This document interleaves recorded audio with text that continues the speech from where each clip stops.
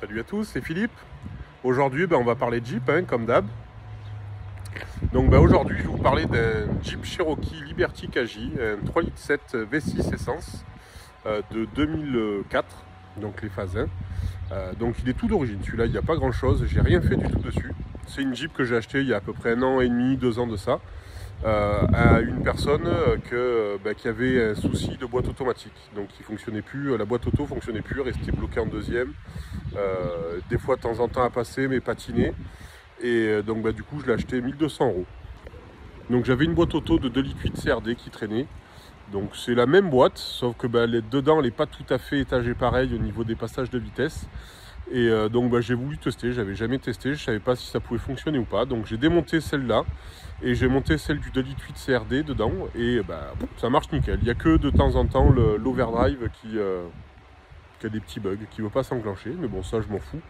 Moi c'est une Jeep, celle-là que je vais me servir pour faire du franchissement. Donc je vais la préparer énormément. Donc il va y avoir une grosse prépa dessus. Ça va être dessus, comme BDS suspension, on fait il y a une paire d'années de ça aux États-Unis. Des pneus en 40 ou 44, découper la caisse, découper les ailes, découper les pare-chocs, voilà, faire vraiment quelque chose de très gros. Dessus, c'est triangulé à l'avant, il y a un pont rigide à l'arrière. Moi, du coup, dessus, je vais mettre 2 ponts rigides. Donc, je vais enlever toute la partie triangulation, le berceau, tout ça, tout va disparaître.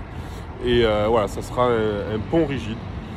Comme sur les Cherokee XJ, les versions d'avant, je veux dire, ou les grands Cherokee ZJ ou WJ. Donc au moins comme ça, au niveau croisement de pont, c'est vraiment très très bien, ça marche très très bien de faire ça. Donc voilà, donc ça c'est une modification que je vais faire d'ici 2023 à peu près, je ne sais pas quand exactement. Ça va être début d'année, fin d'année, je ne sais pas encore. C'est dès qu'on va avoir, dès que je vais avoir, on va dire un mois, 2 mois de dispo, voilà, quelques heures par-ci, voilà, parce que c'est quand même un boulot assez important. Et donc du coup voilà, donc ça je vais faire ça courant 2023. Donc dès que de toute façon ça je vais faire des vidéos, des photos, voilà, avec des explications de tout ce que je vais faire. Alors il est très sale, c'est vraiment il est très sale parce que c'est une voiture que je me sers très très peu. Si je m'en sers une fois dans le mois, c'est vraiment le bout du monde. Donc il est très sale, voilà, il est dans son jus. Moi je l'ai acheté il y a 1 an et demi, 2 ans de ça, et j'y ai strictement rien fait dessus, hormis le changement de boîte auto.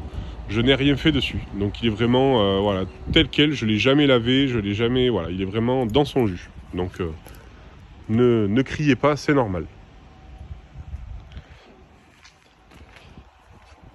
Donc dessus c'est le 3,7 litres V6, donc ça fait un peu plus de 200 chevaux, ça marche bien. Donc ça pour la prépa, je ne vais pas le modifier, je vais le laisser tel quel. Même la boîte à air, tout, je vais tout laisser tel quel, parce que en tout terrain, la boîte à air, c'est quand même mieux que les cornets, tout ça qu'on peut voir.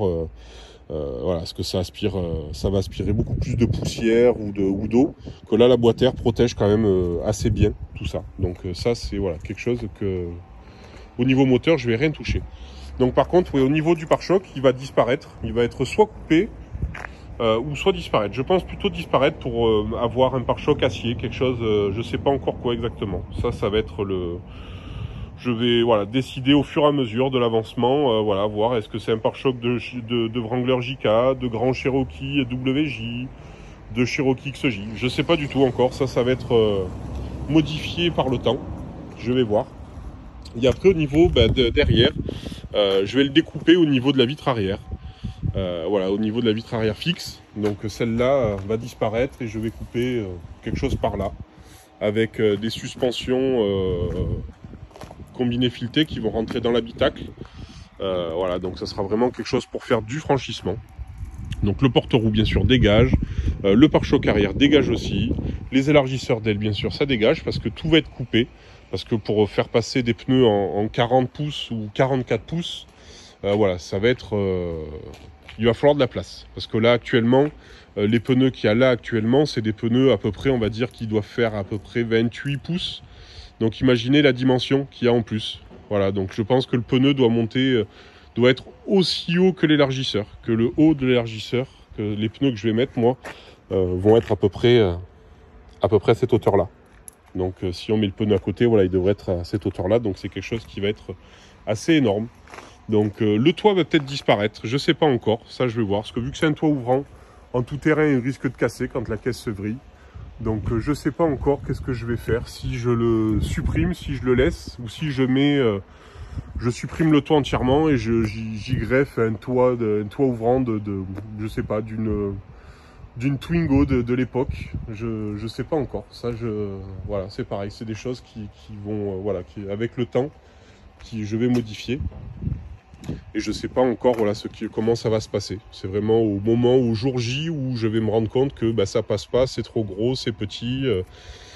Et donc voilà. Donc la vitre arrière, bien sûr, dégage. Voilà, tout dégage. La banquette arrière, je sais pas encore, peut-être que ce sera 2 fauteuils qui vont apparaître dedans. Et l'intérieur, ben, ça va être comme l'origine, hormis les fauteuils avant que je vais changer parce que celui-là, l'assise est toute défoncée, elle est enfoncée, elle n'est pas agréable. Donc ça va disparaître. Donc je vais mettre des fauteuils peut-être comme dans mon Cherokee, je sais pas encore. Je vais voir, peut-être chez Rugged Ridge. À voir, voilà, pareil, quand on y sera à l'intérieur, ça va être la partie vraiment finale, voilà, donc ça, voilà, ça va être vraiment à la fin. Donc voilà, ben, l'intérieur, lui, il ne changera pas. Lui, ce véhicule-là, il a 2889 km. Donc bon, voilà, ça commence à faire pour ce véhicule-là. Mais bon, moi, après, c'est pas un véhicule qui va faire de la route, ça sera vraiment pour faire du franchissement. Donc ça va me convenir très bien. Donc le poste a déjà été changé par l'ancien propriétaire. Donc ce poste-là, c'est une grosse merde. Évitez de l'acheter. C'est vraiment quelque chose... ce modèle-là, de ne pas l'acheter. C'est vraiment quelque chose de tout pourri. C'est vraiment, ça marche une fois sur 2, ça capte pas très bien. C'est vraiment pas top. Voilà. Donc après, bah, c'est une boîte auto, hein, bien sûr, avec une 242 NP, donc 2 roues motrices en propulsion, les 4 longues, les 4 permanentes ou les 4 courtes. Donc ça, cette boîte-là va rester pour la modif. Ça changera pas. Moteur, boîte auto, boîte de transfert. Ça, c'est vraiment la partie mécanique qui changera pas. Par contre, les 2 ponts, bien sûr, vont, eux, dégager et vont laisser place, peut-être, je pense, à des ponts de WJ. Donc, d'Ana 30 à l'avant, d'Ana 44 à l'arrière.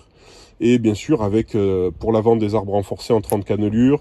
Derrière, pareil, bon, c'est déjà d'origine des 30 cannelures, mais voire peut-être pour mettre des 33 cannelures, pour mettre quelque chose de plus renforcé, pour que ça accepte les pneus en 40 ou 44, parce que sinon, ça risque de casser dès la première reprise d'adhérence.